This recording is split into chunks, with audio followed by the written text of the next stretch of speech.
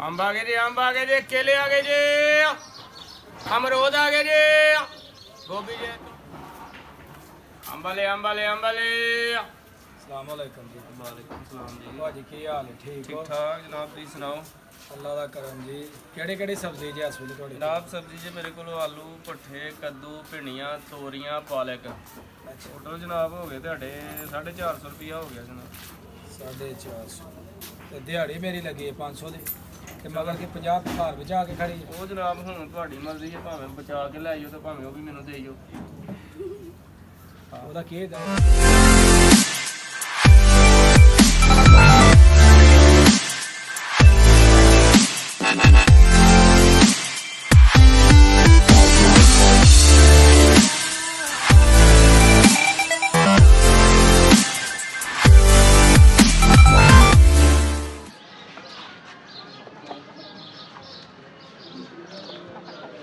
अंब आ गए जी, अंब आ गए जी, केले आ गए जी, अमरूद आ गए जी, गोभी जी, तोरियां जी, भिंडियां जी, कद्दू जी, बताऊं आ गए जी, आलू जी, पालक जी, मरचा टमाटर धनिया जी, अंब आ गए चौंसे, अंब आ गए चौंसे, चिट्टे चौंसे जी, अंबले अंबले अंबले। अस्सलामुअलैकुम जी। वालेकुम सलाम जी। भाजी की हाल है? ठीक ठीक हो? ठाक जनाब, तुसीं सुनाओ। अल्लाह का करम जी। ਕਿਹੜੀ ਸਬਜ਼ੀ ਜੀ ਇਸ ਵੇਲੇ ਤੁਹਾਡੇ जनाब सब्जी जी मेरे को आलू भट्ठे कद्दू भिंडियां ਤੋਰੀਆਂ पालक। ਅੱਛਾ हाँ जी। ਅੱਛਾ ਇਹ ਅੰਬ ਕਿੱਥੋਂ ਦੇ ਜੇ? ਇਹ ਨਹੀਂ ਪਤਾ ਕਿੱਥੋਂ ਦੇ, ਆਹ ਮੰਡੀੋਂ ਹੀ ਲੈ ਕੇ ਆਏ ਦੇ। ਠੀਕ ਹੈ, ਕਿਸ ਤਰ੍ਹਾਂ 400 ਦੇ ਆ? ਹੋਏਗਾ ਇਹ ਜਨਾਬ। 250 ਵੇਚਨੇ, ਅਗਰ ਤੁਸੀਂ ਖੜਨਾ ਤੁਹਾਨੂੰ 220 रुपये मिल जाएगा। 200 रुपये मिल जाएगा। तो ਸਬਜ਼ੀ ਦੇ ਵਿੱਚ ਕੀ ਹੈ ਜੀ? सब्जी च जनाब गोभी है, तोरियां ने, बताऊं ने, पालक है। ਗੋਭੀ ਤਾਜ਼ੀ ਹੈ? हाँ जी, ताज़े सारा माल ताज़ा है। ਕਿਸ ਭਾਅ ਹੈ ਗੋਭੀ? गोभी जनाब 200 ध्यान जनाब, प्यार मुहब्बत करके 160 रुपये। हाँ जी। 1 ਕਿਲੋ ਅੰਬ ਦਵੋ ਜੀ। 1 किलो अंब जी। हाँ जी। लो जी, वादी लवो। ਮਿਹਰਬਾਨੀ ਜਨਾਬ, ਤੁਹਾਡੀ ਮੁਹੱਬਤ ਹੈ। ਇਹਦੇ ਗੈਸ ਦੌਰ ਦੇ ਵਿੱਚ ਕਿਹੜਾ ਦਿੰਦਾ ਜੇ? ਸਮੋਸਾ ਵੀ ਬੜੇ ਔਖੇ ਦਿੰਦੇ ਜੀ। हेलो जनाब। ਜੀ ਮਿਹਰਬਾਨੀ। ਅੱਛਾ 1 ਦਰਜਨ ਕੇਲਾ ਕਰ ਦਿਓ ਜੀ।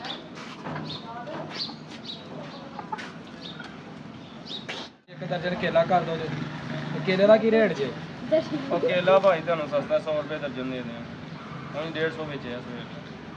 हेलो ਅੱਛਾ ਸਬਜ਼ੀ ਜਿਹੜੀ ਆਂਦੀ ਹੈ ਤੁਹਾਡੇ ਕੋਲੋਂ ਰੋਜ਼ਾਨਾ ਤਾਜ਼ਾ ਲਿਆਂਦੇ ਹੋ? ਭਾਜੀ ਤਾਜ਼ਾ ਲਿਆਈ ਦੀ ਏ ਤੇ ਪਿਆਰ ਮੁਹੱਬਤ ਨਾਲ ਮਿਲੇਗੀ। ਤੁਸੀਂ ਬਿਨਾਂ ਸ਼ੱਕ ਜਨਾਬ ਦੁਕਾਨਾਂ ਤੋਂ ਪੁੱਛ ਕੇ ਆਇਓ, ਜੋ ਤੁਹਾਨੂੰ ਸਸਤੀ ਮਿਲੇਗੀ ਤੇ ਰੋਜ਼ ਆ ਜਾਇਆ ਕਰੋ। ਠੀਕ ਹੈ, ਐਸੇ ਚੌਕ 'ਤੇ ਰੇੜੀ ਲੱਗੀ ਹੁੰਦੀ ਜੀ ਜੀ। ਹੈ। ਹਾਂਜੀ। ਤੇ ਕਿੰਨੀ ਦੇਰ ਤੋਂ ਇਹ ਕੰਮ ਕਰ ਰਹੇ ਹੋ? ਤਕਰੀਬਨ ਕੋਈ 12 ਕੁ ਸਾਲ ਹੋ ਗਏ ਨੇ ਕੰਮ 12 ਸਾਲ। ਹਾਂਜੀ। 12 ਸਾਲਾਂ ਵਿੱਚ ਕੋਠੀ ਤੇ ਤੁਹਾਂ ਬਣਾ ਹੀ ਲਈ ਹੋਣੀ। ਨਹੀਂ ਬਣਾ ਲਈ, ਬਣਾਣੀ ਕੀ ਅੱਜ ਕੱਲ ਜਨਾਬ, ਕਿਤੇ ਬਿਜਲੀ ਦੇ ਬਿੱਲ ਤੇ ਕਿਤੇ ਕੁਝ ਤੇ ਕੁਝ। ਠੀਕ ਹੈ, ਇਹ ਹੀ ਨਹੀਂ ਆਪਣਾ ਸਾਡੇ ਸਾਹ ਲੈਣ ਦਿੰਦੇ, ਬੱਚਿਆਂ ਦੀਆਂ ਫੀਸਾਂ ਨਹੀਂ ਪੂਰੀਆਂ ਹੁੰਦੀਆਂ। ਚਲੋ ਜੀ, ਫਿਰ ਵਕਤ ਦੇ ਨਾਲ ਹੀ ਹੈ। ਹਾਂਜੀ। ਤੇ ਬਿੱਲ ਕਿੰਨਾ ਆਇਆ ਹੈ? ਬਿੱਲ ਠੀਕ ਹੀ ਹੈ, ਜਿੰਨਾ ਕੁ ਮਸਲ ਲਾਈਟ ਬਦਲਣੀ ਸੀ। ਅੱਛਾ ਅੱਛਾ। ਹਾਂਜੀ। ਤੇ ਪਾਲਕ ਪਕੌੜੇ ਵਾਲੀ ਕਿ ਗੋਸ਼ਤ ਵਾਲੀ ਹੈ? ਇਹ ਭਾਜੀ ਭਾਵੇਂ ਗੋਸ਼ੇ 'ਚ ਪਾਓ, ਭਾਵੇਂ ਪਕੌੜਿਆਂ 'ਚ ਪਾਓ, ਤੇ ਭਾਵੇਂ ਦਾਲ 'ਚ ਪਾਓ, ਤੇ ਭਾਵੇਂ ਆਲੂਆਂ 'ਚ ਪਾਓ। ਸਵਾਦ ਆਏਗਾ। ਹਾਂਜੀ। ਤੇ ਜੇ ਪਾਲਕ ਦੇ ਕੋਈ 2 ਪੱਤਰ ਚਾਹੀਦੇ ਹੋਣ ਕਿਸੇ ਨੂੰ? ਉਹ ਕੋਈ ਗੱਲ ਨਹੀਂ, ਫ੍ਰੀ ਜਨਾਬ ਮਿਲਣਗੇ। ਮਸਾਲਾ ਸਾਰਾ ਰੱਖਿਆ ਜੇ? ਹਾਂਜੀ ਭਾਜੀ, ਮਸਾਲਾ ਪਿਆ ਦਾ। ਟਮਾਟਰ ਕਿਸ ਤਰ੍ਹਾਂ ਨੇ? ਟਮਾਟਰ ਜਨਾਬ ਤੁਹਾਨੂੰ ਮਿਲਣਗੇ, ਹੁਣ ਤੇ 200 ਹੀ ਵੇਚ ਰਹੇ ਹਾਂ, ਤੁਹਾਨੂੰ 160 ਰੁਪਏ ਮਿਲਣਗੇ। ਅੱਛਾ। ਤੇ ਗੋਭੀ ਦਾ ਕੋਈ ਪਿਆਰ ਮੁਹੱਬਤ ਕਰੋ ਕੀ ਹੈ ਜੀ? ਭਾਜੀ 10 ਹੋਰ ਘੱਟ ਕਰ ਲਾਂਗੇ, ਹੋਰ ਅਸੀਂ ਤੁਹਾਡੇ ਨਾਲ ਕੀ ਪਿਆਰ ਮੁਹੱਬਤ ਕਰੀਏ। ਪਾਓ ਜੀ 1 ਕਿਲੋ ਗੋਭੀ ਦੇ ਬੱਚਿਆਂ ਵਾਸਤੇ ਹੈ ਹੀ, ਹਾਂਡੀ ਨਹੀਂ ਆਪਣਾ ਜੇ ਬਣੀ ਇਹ ਵੀ ਲੈ ਜਾਈਏ। ਲਓ ਜਨਾਬ, ਇਹ ਤਕਰੀਬਨ 1.5 ਕਿਲੋ ਹੋ ਗਈ ਜੀ। ਤੇ ਪੈਸੇ ਅਸਾਂ ਤੁਹਾਨੂੰ ਕਿਲੋ ਦੇ ਦੇਣੇ ਜੇ। ਚਲੋ ਕੋਈ ਨਹੀਂ, ਇਹ ਵੀ ਠੀਕ ਹੈ ਤੁਹਾਡੀ ਗੱਲ, ਕਿਤੇ ਅੱਧਾ ਕਿਲੋ ਤੁਹਾਨੂੰ ਨਹੀਂ ਦੇ ਛੜੀ। ਚਲੋ ਕੋਈ ਮੁਹੱਬਤ ਤੇ ਹੋਣੀ ਚਾਹੀਦੀ ਹੈ ਭਾਜੀ ਨਾ। ਮੁਹੱਬਤ ਤੁਹਾਨੂੰ ਕਰ ਛੜੀ, ਹੁਣ ਦੀ 30 ਰੁਪਏ ਛੱਡ ਜਿਹੜੇ ਨੇ, ਹੋਰ ਦੱਸੋ ਕੀ। ਅੱਛਾ ਕਿੰਨੇ ਪੈਸੇ ਹੋ ਗਏ ਟੋਟਲ ਜੀ?